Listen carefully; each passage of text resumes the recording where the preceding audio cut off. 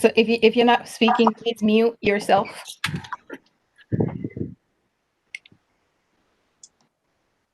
Why is it says it's waiting for me. I'm here. Okay.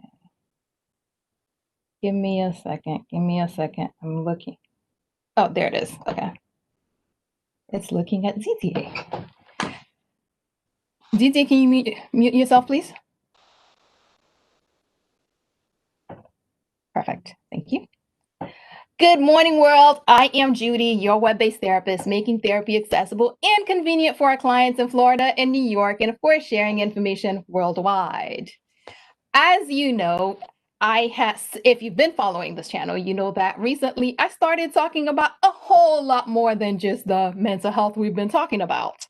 And one of the conversations I have been wanting to have is a conversation with Black men about a lot of the stuff that's been going on. And today I am so dropping stuff and honored and privileged to have these 5 amazing men who have so kindly agreed to come hang out with us for the next hour and talk about stuff. We're talking about being a Black man. We're talking about 2020. I mean, that does not really need explanation. It is 2020 after all. So I will do a quick intro because I have a whole lot of stuff I want to talk about, and I know they talk a lot, so I'm gonna make this quick. To start, I'll just start from what I can see on my right, left, one of those is Didier Elise. Didier is actually, this is my brother, guys. This is my brother. He has his own YouTube channel at 509 Reasons, right? Say yes, 509 Reasons. Well, that's my Instagram, my YouTube. It's you can get it off my Instagram. Okay, I'm not reasons on Instagram. I'll post the link to his stuff. But Didier Elise is my brother. He is an event marketing specialist. That's who Didier is, and he agreed to come hang out with us. And right next to me right on the other side, is Ray Whiteley. Ray is a community minister. And I have known Ray for a while. He's been in the community doing lots of good stuff. So welcome. And then next to Ray is Elise Milholm. Elise is a financial services professional and the current president of the National Black NBA. Again, another person that I have known for quite a bit. He's awesome too. That's my political buddy. We talk about all stuff political. And then we have Palm Beach's very own County Commissioner, Mac Bernard. Mac is my brother from another mother, but sometimes we don't like each other because he makes me do a lot of work. But Mac Bernard is the commissioner for the county commissioner for District 7 and Palm Beach County. And last but not least, we have my dear friend, Edwin Ferguson. Edwin is the owner, the lead, the head on show at the Ferguson firm. And one of the things that I have enjoyed that Edwin has been doing is helping the community, helping people get to know and understand their rights as people, as a community, just being out there educating. So that has been super awesome to witness because, yeah, we've grown. We're all adults now. Anyway, so I will get started. And I think we should just start with something light and easy, right? Yay? Nay? Not? All right. One of the first things I would like to talk about is the Black fatherhood. Because as I'm looking here, we have 4 men who are Oh, I didn't mention Ray Whiteley is the father of not 1, not 2, not even 3, 8 children. Yes, Ray is the father of 8.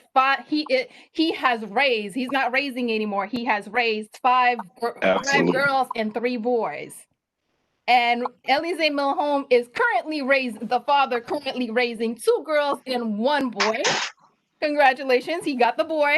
Mac Bernard, the father of 3 girls. I don't know what he did, but he's paying for it. And for Edwin Ferguson, father of 1 of each. Edwin has been a good guy, so he got 1 of each. DZA is actually still working on figuring out if he's gonna follow Big Sis or not, but I think he's gonna make me an auntie one day. I'm practicing. TMI, TMI. Talking about changing people's diapers. I don't even know what you're talking about. TMI. Okay, so one of the things I want to talk about is the fact that whenever we start talking about Black men and Black fathers, it's always those stats about how many are not there, how many are this, how many are that. But you guys are not that father. You guys, like, Mac does ballet stuff. Mac does. I'm not gonna tell how deep Mac is in fixing ballet shoes, but Mac fixes ballet shoes. And I know Elize's, like, I'm talking to Elize and he's doing lunch, and Edwin, like, all these guys, you guys are always doing something. What can you share? What do you tell people? Because everyone is saying that this is not how, a lot of people are saying that this is not what's happening, that Black men are not there, but I'm looking and y'all are there and y'all are doing stuff. And sometimes y'all make me pick up children. What do you have to say? The floor is yours, gentlemen. It's yours. Who's first? It's a conversation. You guys decide. You guys decided. I don't want to pick. Dr. Judy, I think that we have to start with Ray Whiteley, because if you add my kids, Elise's, and Edwin's kids, we have That's how you got. That's combined. how you got Ray's kids. So Ray, so we have 8 combined, and Ray's got 8 by himself, so he's got seniority on us. So I think he should go first. So What can you share? hey, thank you, Commissioner. It's changed over the years, that's for sure. Our first child is 30, I want to say she's 35-ish, somewhere around there. And our youngest is 21. And it's changed. Before, with the first one, you just ask, you say, go and do this. With the last one, you had to tell him why. And it's not because he was, a mean kid or dissing you or anything like that. But that's just the way that the culture changed. So as the culture changed, you had to parent differently, and when he was like 3, I said, Marion, pick that up, or you can't go here. He would say, why, Daddy? And I had to literally explain to him why. I'm afraid for them now. I'm afraid. I'm more fearful with them leaving the house now than I've ever been, especially the Black boys. We had the 5 girls first, and the 3 boys came towards the end.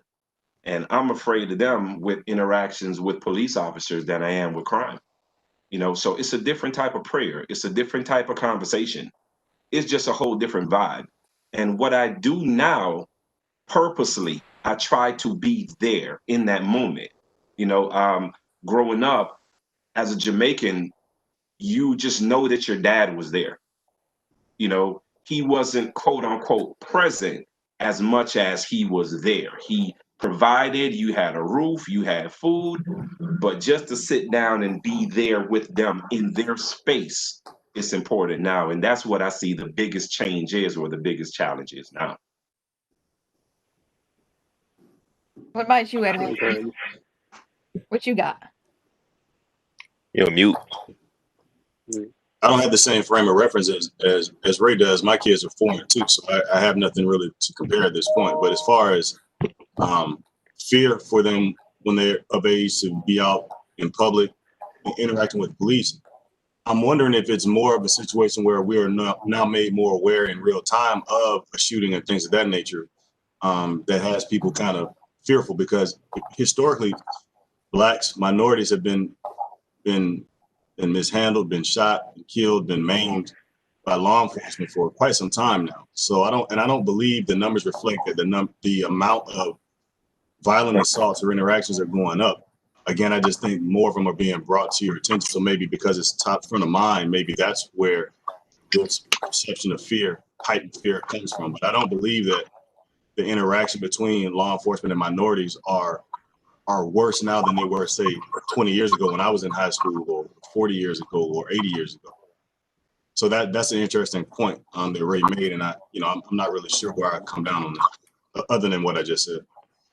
I'm not a man. I'm not, even though the state of Florida made me one for 6 months. But I've been hearing that what you said, Edwin, that it's not necessarily that it's more, but I think it's both, because from my perspective, it is being filmed, it is being broadcast a lot more. But I think the fact that it's been broadcast so much more and people have seen, hey, this happened in broad daylight and we have evidence that it happened and there were no consequences, has also made it a lot more, people more open to. Emboldened. Exactly. Yeah, that's the word I was looking. People more emboldened. So it's not just that it's happening. It's being filmed more. I think it's being filmed more, and that's making people more aware. But it is also happening more because people are realizing that, hey, I can do this and go home and have dinner. But Rodney King happened how many years ago? And that was filmed just as the same way that what happened in Minnesota was. Yeah, There was but a it local wasn't as. riot. Yeah, go ahead. I'm sorry. The way I look at it is that, yes, that was filmed and that did happen like that, but I don't think we had it as much as, it wasn't this big. It was one time where it happened and then but now it's like time after time after time, and we're seeing so many more of them being filmed and then people not seeing the consequences. So now it's like, well, That's what I was trying to get to. I think that's why social media has kind of brought communities together. So when you had the Detroit riots, when Detroit actually was basically burned to the ground, there was a huge mass exodus of people out of Detroit following the race riots in the 60s. The watch riots in LA in the 60s, where I feel like those stem from police brutality, and people were tired of it. Their mantra was, this has been going on for years. There were riots down in Miami from these cops who killed a number of blacks, I believe back in the 60s, but it was all kind of localized.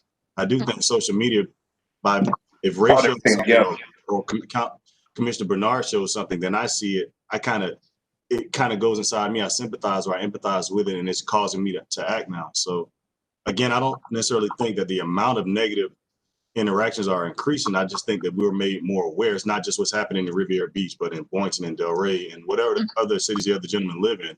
And now people are saying, hey, look, we need to come together to truly create a solution to try to fix this. Because if we don't, more brothers and more sisters, particularly brothers, although Breonna Taylor, most definitely a sister who comes to mind, are going to be needlessly killed because we're not being valued on the same level as other people, different races. So I want to say that I agree with you both in a sense. Police brutality has always been here. That's a given. And then you do have an argument where now that we have social media and cameras all over the place with our phones, wherever, it's being broadcast that much more. I totally agree that some officers are being in a sense encouraged. It's like, I can get away with this because all they're gonna do is give me paid time off in the office for a little bit, and I'm gonna have this police union back me up, and then we're gonna be good. Dang, I forgot the story. I seen it just this morning. I can't give you exact context. All I know is that an officer did something wrong. They were caught on tape, and the union chief said, I'm behind my officer 100%, even though they saw on tape everything that happened. They saw the officer was in the wrong, but they went to bat for their man, and that's an issue. The unions, I believe. Just to kind of tie back to the whole point of Black fatherhood, I think the challenge for us in this present day is many of us. I mean, I know, Mr. Whitley, you talked about your father and things like that, and I think my father, while he was present, I can't really say that he was present in a way where he was preparing me for manhood or fatherhood. We didn't have discussions in terms of, what I was to do for my kids or whatever. The example that I got was he got up, he went to work, he paid the bills. Right. That was it. Right. And so this current culture, we're having to deal with certain things that was not spoken of, whether it's the mental health of your child, the things that they're exposed to at a much younger age that we were not exposed to. So having to tie that in with understanding that no matter how much you can control your household, they still have to go out there in the real world and deal with what is out there. And they also assimilate when they get on these social media platforms and the imagery that they're seeing, they're not understanding that you are, especially our boys, you are a Black boy. And the image that is shown of you, regardless of whether or not you're wearing a shirt and tie, even though it would help, but it doesn't matter whether you're in a shirt and tie, whether you're wearing your basketball shorts, you're seen as a threat. And in that same breath, if you are being accosted, even though you're knowingly not doing anything wrong, there's a certain way that you need to, comport yourself or act. Right or wrong, fair or not, it is what it is. And let us get home safe, and then let us handle it on the back end. And I feel that a lot of that messaging is being lost because some of these young men have fathers in the home, and so they're not getting that messaging, and so they're just acting on anger and fear. And sometimes these situations, right or wrong, I mean, look, I'm not trying to make any excuses for law enforcement, but this is the world that we live in. And I think all of us in here, I'm sure, have our stories of being pulled over or being approached by a police officer just because you're Black, for no other reason. But because you know that, you know how to comport yourself and act accordingly to know that, okay, he has the gun, he has the authority. Let me answer a stupid question and go about my day. And I feel like those things are being lost with some of our youth, where they're just angry and mad that, they've seen all this imagery, they've seen all this anger. That element of it is lost. And that's kind of the messaging that we, not only do we need to do in our own homes, but we got to get it to these boys that don't have the fathers that are able to get in their ear and talk to them. I'm just gonna say I've never been pulled over for being Black. I have been pulled over for driving a silver Hyundai. That's what I get pulled over on. Pull over every person driving a silver Hyundai. That's what I get pulled over. Well, let me jump in on the first question that you asked, Dr. Judy. The way that I see things, it's a little bit different because I never I was never raised by a father. So so all I know is that my father left when I was 3 months old, and so all I saw was a picture of my father. That was one picture that I ever saw of my father, and that was it. And so, I was raised by, a grandmother. I was raised by an aunt. And so it's a little bit different because there was no male figure around. So now I'm like a grown person with kids. And I didn't know what type of father that I was going to be.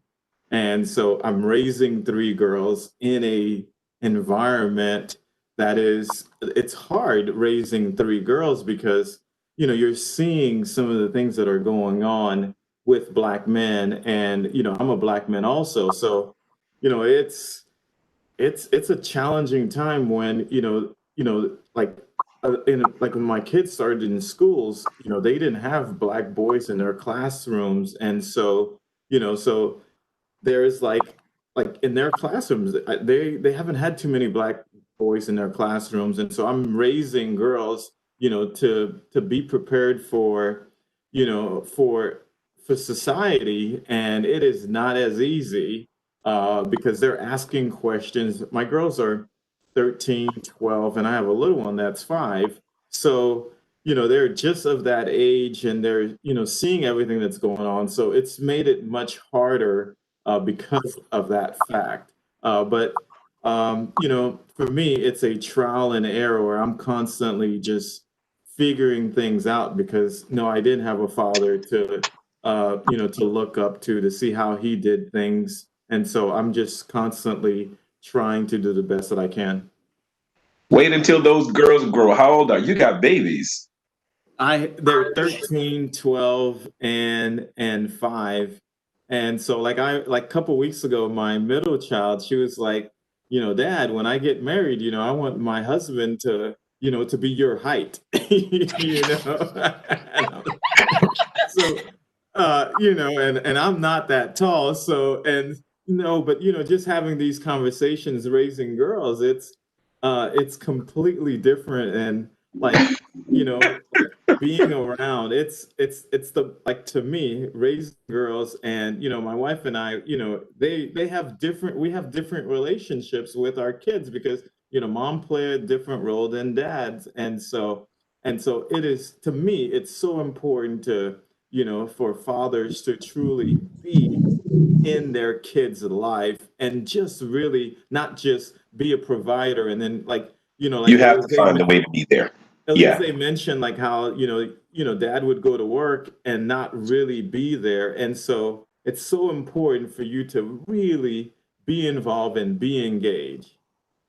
Um, I have granddaughters too, and we have the privilege of having custody of three of our grandkids. And my grandkids, the oldest one that lives with us is maybe about 9, and he's so socially conscious. It is amazing. I mean, he's on everything. My granddaughter, she just wants to dance all the time, so we do the TikTok things and all of that kind of stuff. But you wait until those girls get to about 15, and you will see they just get hormones from all over the place, and they become really, really difficult to be around. Just imagine having 6 women in the house at the same time, bro. It gets really, really challenging, you know, and it's easy to check out. It's easy to really check out, and because influences start coming from everywhere. Mhm. Now you go from being the smartest person in the world to being the dumbest person in the world. You just don't know anything, you don't understand anything, and you are literally the enemy because you come against everything that they may want to do. And not to even mention them little horn-toed boys that ride their bikes up and down the yard. They don't mean any good at all. But again, we grew to this place where, and it did happen over time, where we understand that God gave us these little gifts, and we have to be able to identify the gift that's within them and push them to be who God wants them to be, and not the people who we wanted them to be. Or you're going to be a doctor, you're going to be a lawyer. Nah, somebody may just want to be a gardener. Okay, that's fine, be a gardener. But it came with time, and it came with experience, and it came with trial and error, and it came with, some really, really tough things. But at the end, bro, I don't regret any of my kids. I would have had more, and I would have had more girls. The girls never leave you, and they bring you great son-in-laws. The boys, you fix them up and you educate them, and they disappear. And they call you on your birthday, on holidays. But I have daughters now that come by the office just to bring me food. Okay. Dad, I know you're working hard, and I know that you don't eat. Here is dinner. You know what I'm saying? Or blah, blah, blah, blah, blah. The girls, I have 5 of them, and they all live 1 mile from us. All of them. The boys, on the other hand, they went to North Carolina. Well, okay, from there, let me go to another thing I wanted to talk about since we're talking about your children. One of the things that we've known that from talking to people that I've found is that um that moment of actually one person literally said, I don't know what to tell my children or how to talk to my kids about all the stuff. So how are you guys talking to younger people? And DD, I know you don't have children that of the age that we're talking to, and Elise and Edwin, your children are a little bit younger too. But what are you doing, or how are you talking to younger people in your lives, both? And let me just share one of the things a friend of mine shared is how sometimes we're having to limit our children in order to avoid certain things. I know that some of you guys mentioned that concern about when the boys leave home. One of the examples is that her son wanted to have his hair a certain way, but because of the perception that she knows that that's going to bring, she says, I would have been okay with his hair that way, but because of what that could mean, she had concerns with that. So how do you guys talk to, whether it's your children or people in your lives, or what can you share with other people that are listening to share with people in their lives?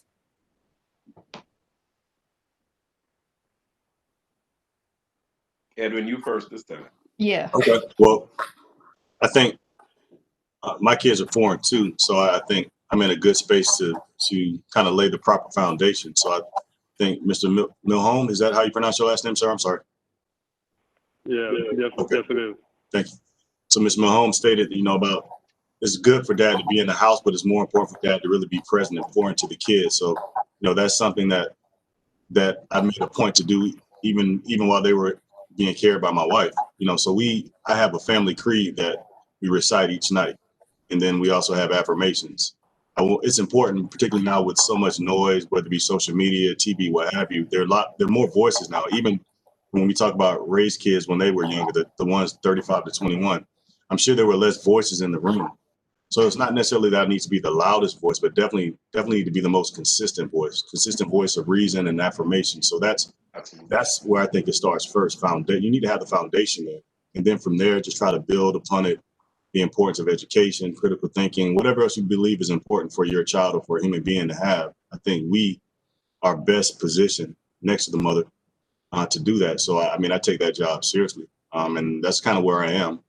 As Ray said, that's just my hypothesis. I might find in 30 years that maybe I should have done something differently, but just in reading and watching and listening to people wiser than me, it seems that as a father, if you do those type of things, you definitely increase the likelihood of your kid attaining whatever goals they want to attain, and limiting the amounts of negative exposure that they may have, which might rob them of that chance to ultimately be the best they can be. So that's kind of where I am with this. I know it's not really funny, but that's where my head is. Come on, ZJ, you're nodding. Go ahead, Elise. Sorry. No, I was just going to add to Edwin's point. I think one of the things that gets lost a lot now, because everybody's most of these nuclear families now, we're all busy, we're running around. Just the simple things of just sitting around having a meal with your kids every day can go a long way. And I know that's kind of one of the things that I've prided myself making sure that I do. With my children is especially as my daughter, she's like 12 going into preteen. I kind of disagree with you, Ray. That frustration you're talking about, it's happening now.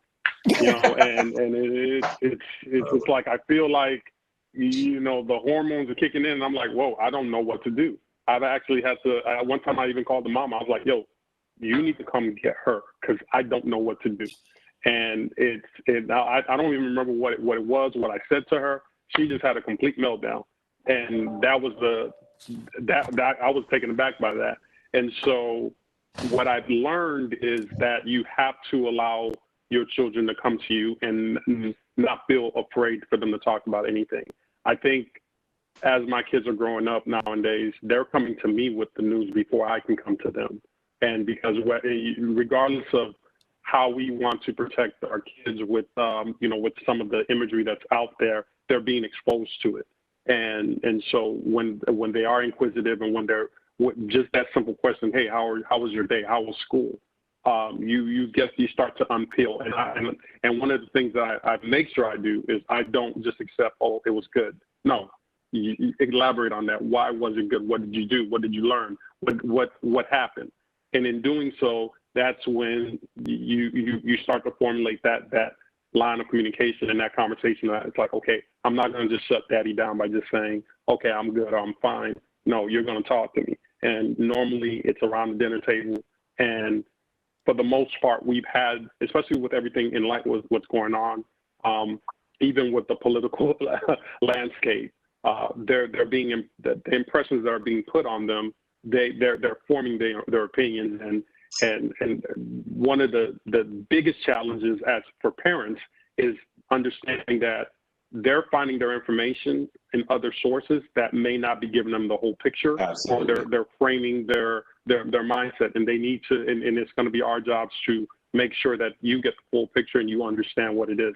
A lot of this stuff is not new that's happening. We've been here before, and we're going to be, as your parents, we're your biggest resource because we kind of gone through a lot of this before, and we've been where you're at, and we know better. But at the same time, you know, it's not always going to resonate, but at least one thing that's always going to be clear, you know, if we do our jobs, our kids may not necessarily follow our path, but that little voice in their head is always going to resonate that mom and dad always told me this. Mom and dad told me this was happening. And sure enough, it's been happening. So, you know what I'm trying to do now, and having kids so early, you kind of learn a lot of stuff, you know, and you're honest with yourself and saying that you didn't get everything right. Because if you had a choice, you wouldn't have had kids that early, you know, but we just did what we did, and life was life, you know. But what we learned in our later years was we have to create the filters that we want our kids to see life through. You know, so when they do hear certain things, and one of the filters that we try to create, and that's why I'm different in even my approach to everything, is we believe in biblical principles, not necessarily the words that you read, but the principles that's behind those words that has lasted over time. So if we could just reinforce those filters, right? When those images come in, or when the conversations come to them, processing through those things. One of the things that, I believe that God just gave me another chance to really, really improve on what we did through the grandkids, where we're sharing now that Genesis 1 verse 26, where God created all men equally and told him to have dominion over the earth. So when he looks at things now, he's saying, is everybody being treated equally? And these guys are like 9 and 8. So when they see things, they're like, Grandpa, that's just not right. Of course it's not right. We had an opportunity to march in the parade in Boynton and Riviera, you know. So the Riviera one, him and I are walking together, and he's asking questions the whole time. And if they bring those questions to you, they know something. You can't tell them that they're too young for this, and you got to tell them the truth. You know, this is what it is. And when they see it through those filters that you've established, the outcome is kind of different. Or that's what we're praying. But everything changes, bro. 30 years ago to now, and I'm sure that everything is going to change. Back in the days, and I'll be done, when you were afraid for the little boys to come around the house, but now you got to worry about the little girls too, and the uncles and you just got to worry about everybody. And the sleepovers were fine, but now guess what? They're not okay anymore. And you used to worry about your daughters being around certain people, but your sons, you got to worry more so about the sons around everybody nowadays. You know what I'm saying? So we just have to be present enough to be able to see things happening and get ahead of it, and not wait. Being caught up in ministry will destroy your family before anything else, because you're so caught up in community, and you're so caught up in this meeting and this meeting and changing the whole world, that your family just disappeared and no one knows who you are. When my niece told me, she like, Uncle, I see you more on TV now than I see you at our family gatherings. I had to do something different.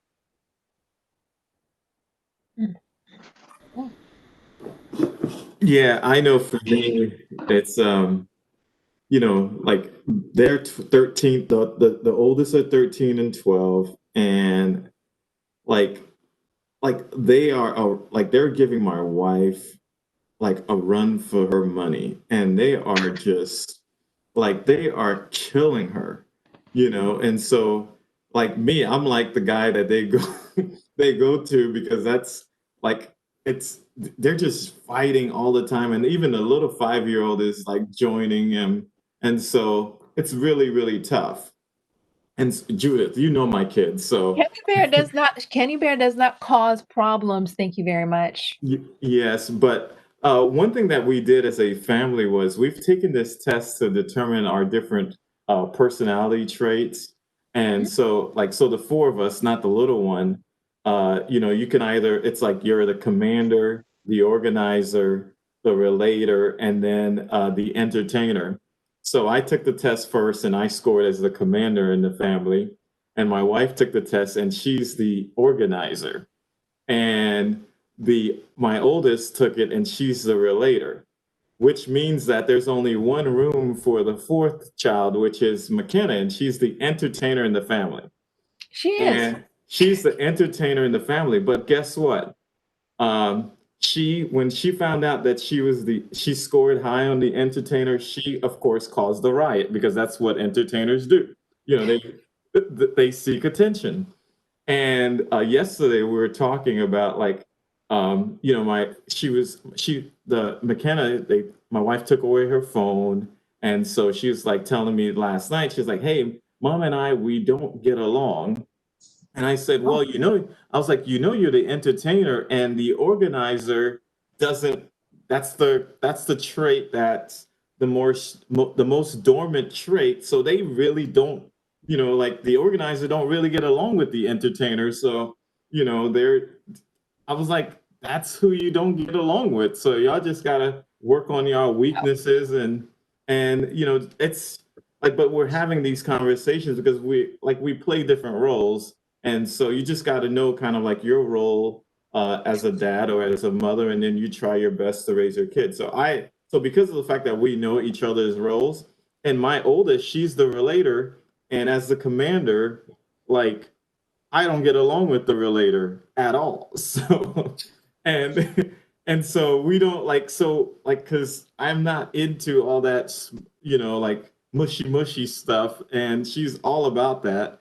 And so we just we've learned the different roles in our family, and then we try our best. And the last one, Kennedy, she's just a riot. So she's like everything, in the family. So See, Mac just lied to y'all. He said he's the commander. I have met the commander. And she runs him. Tell me Kennedy's not the one in charge. Tell me Kennedy is not in charge of everything that happens.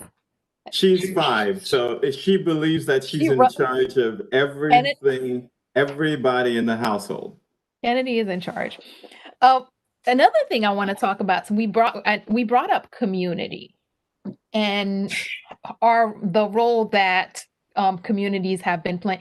Lately, it seems like we technically have community action where we have people out, we have people marching, we have people protesting, and this, that, and the other.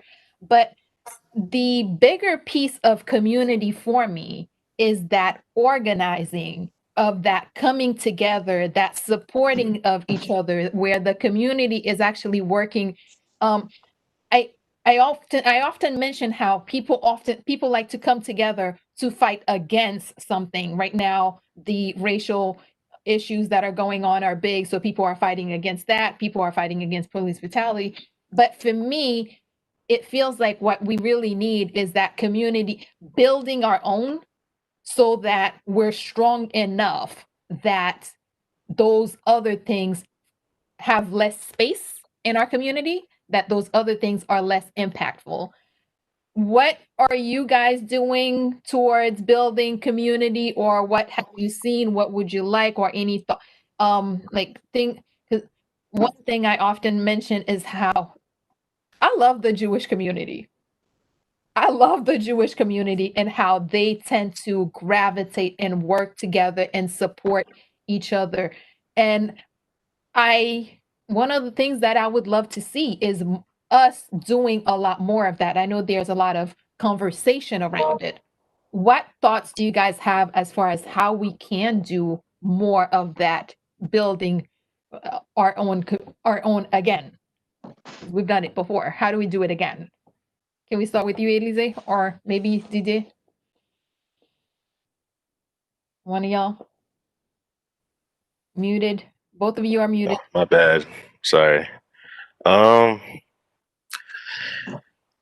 I like the idea of community. It's just hard. We all just need to get on the same page. Well, one of the things that I know that you've been pushing that a lot recently is the whole buying black, where this dude is buying $30 bottles of stuff because it was from a black owned company as opposed to buying the $10 bottle at Walmart. Or I mean, at the end of the day, too, we can't just do this just for the moment. We have to be consistent as well. We can't just be like, oh, times is, things is rough. I'm gonna support black business and, kind of use that to wash our conscience. We need to be consistently supporting black businesses. And at the same time, the black businesses also need to be, being competitive, offering good services, offering good customer service for people to keep coming back to support that business. Needs to be consistency on. Like I said, it's just a matter of people being on the same page and also not hating on the other person because they're actually accomplishing their goals, getting to their dreams, and maybe you're not doing the same thing. So there's that as well. That's my 2 cents on that, though. okay, or $30. I've had extensive conversations around this topic. More specifically as it relates to the what next. I think I'm just a solutions-oriented person by nature, and in some people would call it brief, but I'm 39, and I would say ever since I could hear and comprehend. It just seems that we've been having the same conversations over and over again. In most cases, the faces have changed, and in some other cases, the faces have not. When you say community, I think everybody has different interpretations of that. Mm-hmm. Some of the common things that you're hearing now, or some of the issues that are plaguing us is that whole thing that, hey, black people, we're not all one monolith. I mean, that's spread all the time. This whole notion that there's a crabs in a barrel syndrome with our community. It always seems like only one person can win at a time. And I think what gets lost on that is that this is a systemic thing. And I mean, that there are there are so many different roots that you can pull from. You can't just pull one weed and think that, oh, that's the magic elixir. It doesn't exist. But what I do think that we need to stop doing is well, first, there's a few things that I think that's just absolutely not working. We're not going to all come together, congregate, whether it's us on this platform or what they've done in the past, where they brought all these Black folks from all these different organizations or faces and say, hey, let's come up with a Black agenda. You put 10 people in a room and tell them what are the 2 most pressing things of the Black community, you'll get 10 different answers, right? Because because of where everybody is at in life, everybody's different. Even from a political point of view right now, there's this big push to, not necessarily just give away the vote to the one particular party. We should be open. And while that's great, but I think what's getting lost is, or what's happening, I mean, obviously, I personally think that this is all by design. The whole point is to keep us fighting and not really understand that there's a bigger picture. If we just stop and focus on the bigger picture, we can get there. The most recent thing that's happening now, you have 2 folks in the hip hop community, both men that are doing great things, and they just are about to do. They chose 2 different ways, and for those that don't know what I'm talking about, it's Joe Budden and Charlemagne the God. They both have 2 different business ventures that will do great, put a lot of folks to work. They just are going about it at two different ways. One is more focused on ownership. The other one is working within the system and setting its term and negotiating its value. But everybody was focusing on the altercation and destroying one another. And that is by design. It's been by design. And I think there needs to be some sort of just healing amongst us as a people to know that, hey, regardless of what's happening, I love my brother. I love my people enough that let's focus on the wins and not focus on what we don't have. Let's focus on, the small steps that we can do within our own community that's going to in effect make the change. Let's do the small things. And I think if more and more of us just focus on just the what you can affect in your 1 mile radius versus, hey, let's do a global thing, I think we can get a lot further with that. But even then, there's still a challenge of, who gets the lead, everybody has an opinion. You get the church leaders together, everybody's just coming up and wanting to say their piece. And it's like, okay, we just spent damn near half a day and I don't really feel like we got anything accomplished.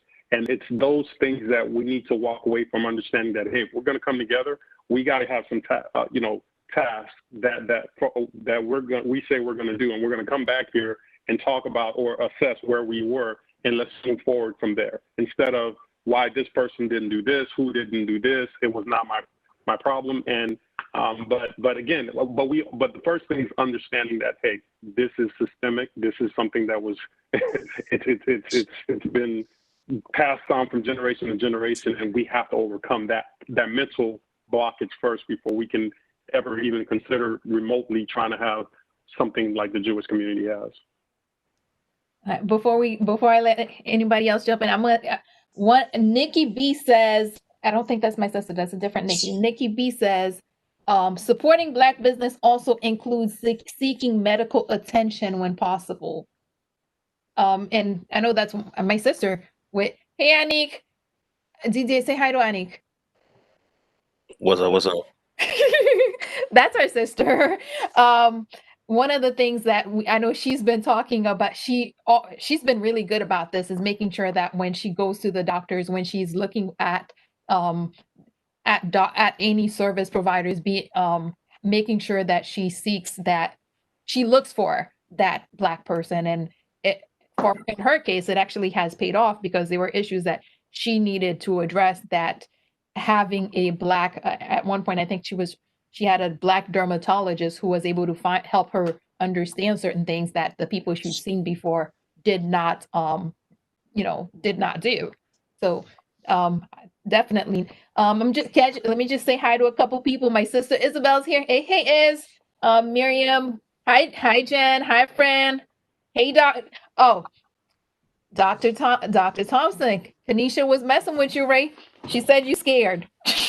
You sounded scared when you were talking about the girls. But she's also had girls, so she understood. Wait, Nikki B is Anik. I didn't know that. She says, I'm your sister. Mm-hmm. There you go. But anyways, we're apparently an hour is only like 3 minutes, because we're about 10 minutes away from where we wanted to end. Did anyone else have anything they wanted to share on that before I move on to the? Yeah. The brother preached a sermon, man. I almost got up and cheered for you, but I only got on a shirt. I got on shorts, so I couldn't stand up. Hey, at least you got shorts. But you preached a sermon, and that's exactly what's happening. I think, just to add just a couple of things to that, right? We have to create a convening table of all these Black organizations. Let's just start having conversations and not trying to shut you down to really leave, but just a convening table where all our ideas are valued because it goes in the same direction, and not be afraid. There's a quote, I don't know, my daughter said it, all skin folks ain't kin folks. And What that means is it's a lot of people who look like us who don't share our same values. Mhm. And some of those people, they're in key positions. Now, as the village, one black, many tribes, right? As the village, we need to be able to go to that person behind the barn and have a conversation with them. Every conversation ain't meant for non-family folk, you know, because all of a sudden you see non-family folk using what you said against everybody else. So there's the private conversations that we have, and sometimes, Edwin, you're gonna have to beat me up behind the barn, but you beating up your brother. You're not beating up somebody that's outside of the family. Many of us who had relationships, or I have a lot of siblings, you know, we had some fights, but it never left the house. And after whatever happened, you pick some up, you're like, you learn, now let's go. So you got to fight me like a brother and not fight me like an outsider, because other influences then got to me. And it's not just one black agenda, it's a whole bunch of stuff. It's a whole bunch of stuff that we could all bring, not one page, but one book to support the community. We also have to share among us that, because there's a lot of things that go into bad customer service. It's a lot of things, you know, and I'm so willing to forgive the neighborhood store, and I'm so willing to forgive Publix, and I'm so willing to forgive the major white-owned supermarket. But if you come to my office and I'm not having a bad day because I'm working 4 jobs trying to make it go, and I'm just at the end of it, and you said something, and I'm like, you know what? You just got to go. All black people ain't got good customer service. Stop that. If you're willing to forgive everybody else and not forgive me, you've been successfully programmed by the establishment. You know what I mean? And those are the type of things that we need to share, not only vocally, but we need to embody those things. And once we do that, it ain't gonna happen overnight, man. We are using the example of the Israelites. It took 400 years to really get that. And what God had to do was take them out of that place in order to teach them. You know, we're in the establishment, being influenced by the establishment, and we gonna get some things wrong. You know, we just got to stay focused and keep going. It's one black, but many tribes, man, many tribes. But y'all preaching, man. Oh, my wife texts me. She is watching. She says, "Yo, this is great." I'm like, okay, love you, baby.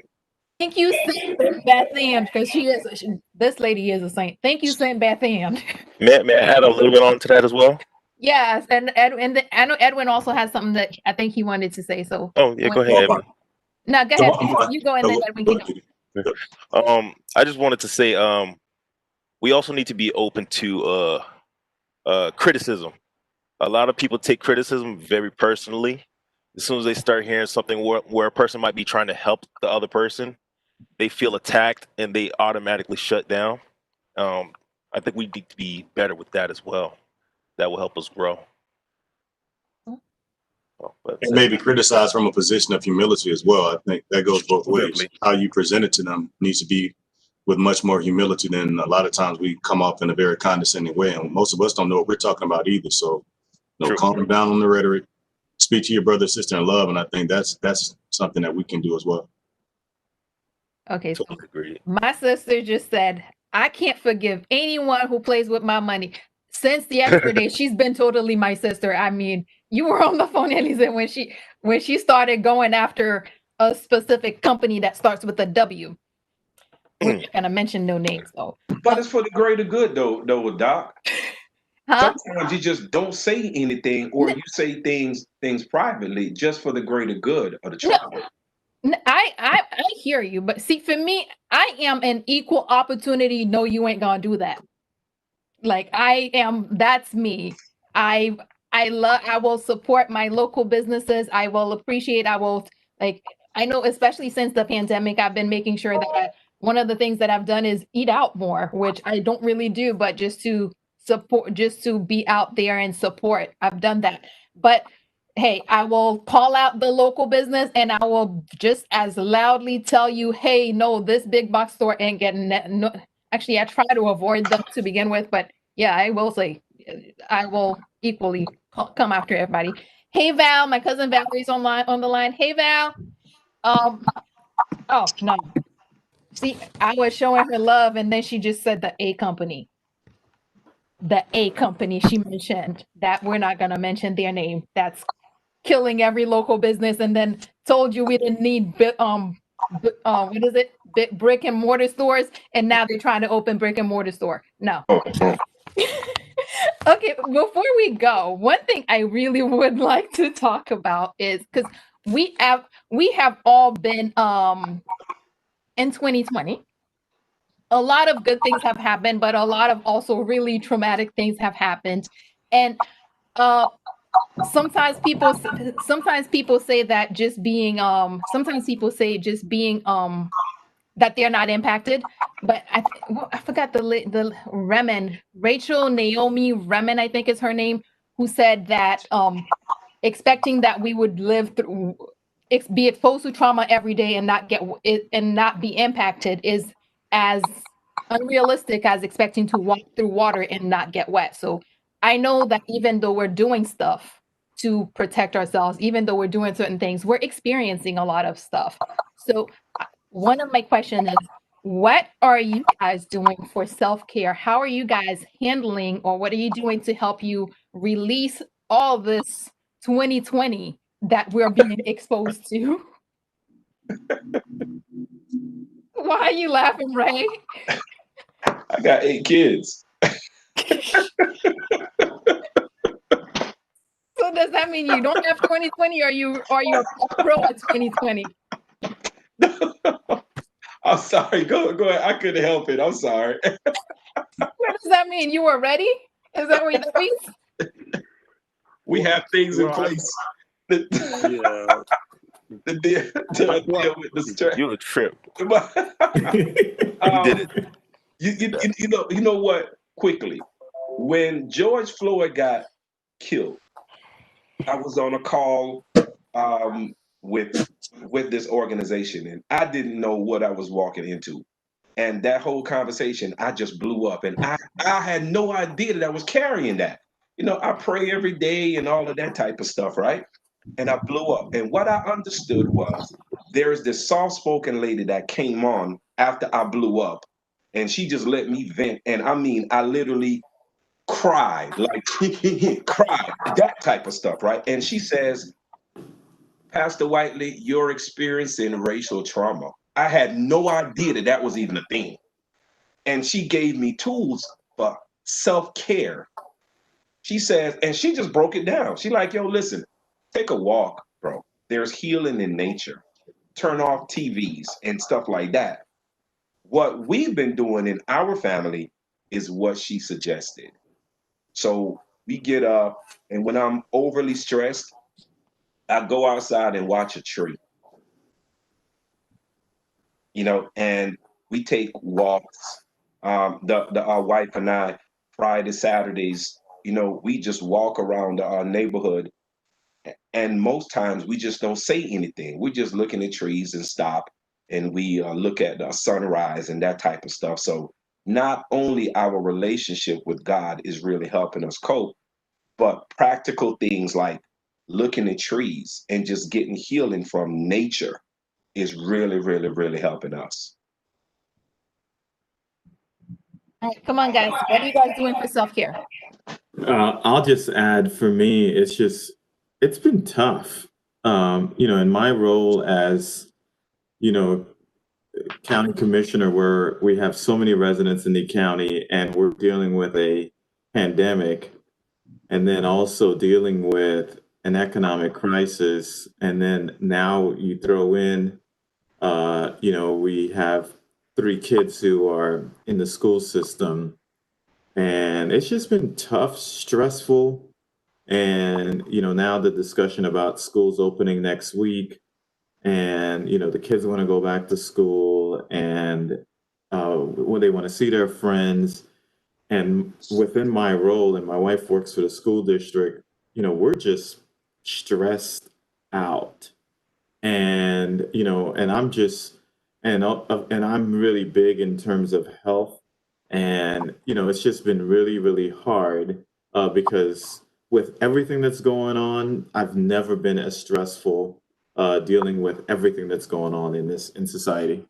Yeah, Mac, I get that you're stressed. I know that. But my question is, what are you doing? How are you taking care of you, though? Well, first of all, like I'm always eating more healthy and, and exercising and walking. So when the pandemic initially started, what we did was my wife and the kids, we would walk early in the morning. So, we would just walk, take care. It's really about health and just trying to be as healthy as possible. So exercising and taking care of ourselves. All right. What about you guys? Self-care, for me, self-care is a big deal. So I need to make sure that everybody's has some self-care going, and you can share and you can let other people know what they can do, because I want people to realize that, hey, there are options out there. So what are you guys doing? I think I would say for me, go ahead, everyone. Go ahead. Okay, thank you. What Commissioner Bernard said is something I've been doing as well with the exercising in particular. Trying to eat better for sure. But the thing that I think I'm intentional about is trying to affirm people when I see them. I understand that some people are having a tougher go of it right now than I am. So I really don't focus on me. When I see a stranger in the street or somebody that I know, I try to listen to where they are and try to find that one thing that hopefully can kind of motivate them to push on one more step. So I'm really just trying to focus on affirming people, listening to them more than I speak, and giving them something that's true and sincere to help motivate them to push through this challenging situation, because we'll get through it at some point. And I'm hoping that we can create a foundation for how we deal with each other in future trials and tribulations that will inevitably come across. Awesome. Valerie says social drinking in moderation and playing games. So Valerie's drinking a little bit. Go ahead, Elisa. It's kind of early for that. I would say for me, I mean, I think there was always a focus on exercise and things like that. But much to what Mr. Whitley said, it wasn't more so the Floyd situation that where I think I had my breakdown. It was the concurrent episodes with the Ahmaud Arbery situation, as well as what happened at Central Park. Right. Thankfully, that gentleman didn't die. But just the whole episode of how that happened, it really kind of put me in a mental space that I was just. It was like, you just had boils of emotion of just anger, because those are just normal things that I normally do. And to think that, again, in both situations, these weren't the stereotypical men that are the ones that are deemed as threats, right? And that, you can excuse or have reasons for some of the ones that have lost their lives senselessly to gun violence or what have you. But when those type of episodes happen, those can't readily be excused, right? Even though people try to just say, oh, those were just bad apples or just isolated incidents, right? And so that's when I realized that I was holding a lot, because I'm a type of person, I'm not much of a speaker. I'm a very quiet, unassuming person, and you kind of hold a lot of that stuff in. And I think what awakened for me was this understanding that my mental health now is, you need to put some attention to that. Speaking to people, I mean, obviously, Judy and I, we have a good ongoing relationship, and we talk. And not to plug your stuff, Judy, but that one episode that you talked about, We Are Not Okay, that was the main video that kind of hit with me, because it's like, I think we as Black people, especially Black men, just need to just admit that, no, we're not okay. We've just been taking it on the chin, kind of like what Edwin said, hey, you just keep moving, think it's going to pass, and you just, just not think twice. Hey, we got stuff to do. Let's keep it moving. But at the end of the day, we all can potentially reach our boiling point and our limit, and we kind of need to start creating I don't want to use the word tribe. I know, but women have, I would say the Black women have done a better job of having their support systems around them where they can just get there and just talk. And for men, that's not really a common thing. And just have that one or two other guys that you know that you can just reach out to and just talk. And that's what kind of helped me get through this time. I can just get on the Zoom with some of my close friends and we just talk about what's happening, how we feel about it.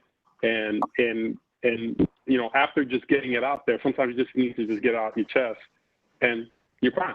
And you can get up and go the next day until the next episode. But I mean, but it's just something that we just know it's inevitable. And but our mental health, that I think that's the biggest piece, because another element on this is that as I started getting older, now I'm at that stage where folks in my age range are dying more frequent than before, and processing that is what I mean. I used to go to funerals and it's nothing, but the last couple of funerals that I've attended, they hit me in a way that I never could imagine. And I think it had a lot to do with the fact that this person wasn't, you know, 80, 90 years old and they're dying. This was a 40, 41, 42-year-old leaving their son or daughter behind. And I saw me. And so I needed to have conversations about that, the process, because you know, this is a thing that happens in real life, and these are all the things that we're dealing with on top of all the other things that we need to deal with. And so without having that strong male influence type of conversation with folks that you can confide in and just hash out some stuff, it's critical. And for me, that's what I've been doing. Awesome. Thank you. DJ, your turn, because we're way over our time now. Go ahead, DJ. What are you doing for self-care? Oh, conversations like this, I guess. It's always cool to be, you know, having a conversation about sports, or, you know, when things is normal, go out to the clubs or go to the bars and stuff like that. Obviously, times are different. Go to the club. I am telling your mother. Huh? I said you cannot go to the club, or I will tell your mother. That's why I'm gonna take you off my Facebook, because we can't have this snitching going on. But yeah, it's having conversations like this with like-minded people. And even that's kind of tough too, because not everybody is on the same mindset. Some people are just about having fun, but not everybody's, you know, worried about the social issues. Like maybe they don't understand that it affects them until it actually hits home, until something happens to their friend, to their own family members. I could definitely say 2020 took its toll on me mentally. And that's something I've probably never admitted before, because being the son of a Haitian immigrant, we don't talk about feelings. You know what I'm saying? So I'm trying to get in tune with that. And I'm trying to have conversations with like-minded people and see how I could improve on that. Awesome. Okay, so there's so much more we can talk about, so much more I would love to talk about, but I said an hour, and I know you guys have to go. So I want to say thank you all so very much for coming out, and thank you guys who have come out. Let me shout out a couple people. Tanya's here. We have Valerie, my cousin Valerie. Hey Val. Hi Anik. That's my sister. Isabel K. That's Regine. Hey Regine. Fabiola's here. Tanya, my Genevieve. Hey neighbor. Miriam Parnell is here, and KT is here. Hi. Oh, Michelle's here. A few other people I can't really see. I'm not wearing glasses. Apparently that's a thing now. Isabel is here. Francisca. Hi. Valerie. We said Valerie already. So the great Kedzer. I don't know who that is, but hey, great Kedzer. He is awesome. It's my cousin, Kenda. Oh, sorry. I didn't even know. Hey, Doc. Hey, Doctor. Hey, Doc. Kenesha Thompson. I keep wanting to call her Thomas, but it's Thompson. Kenesha's here. So hi. If I didn't mention your name, I will personally write a thank you for coming.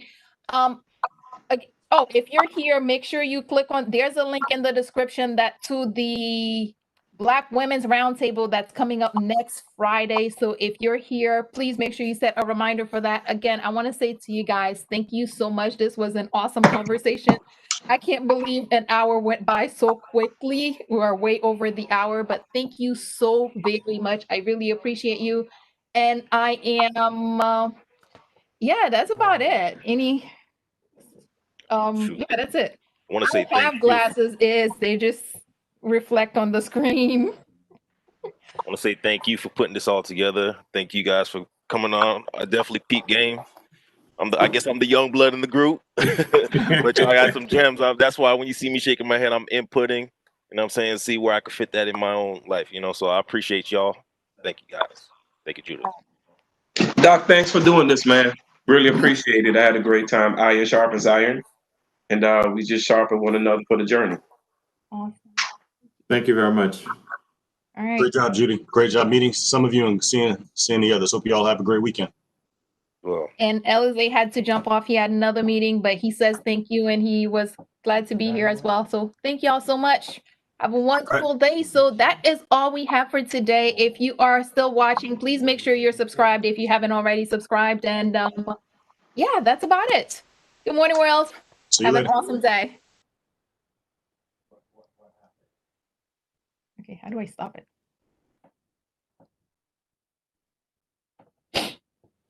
we ain't just gonna be looking awkward to the world right now.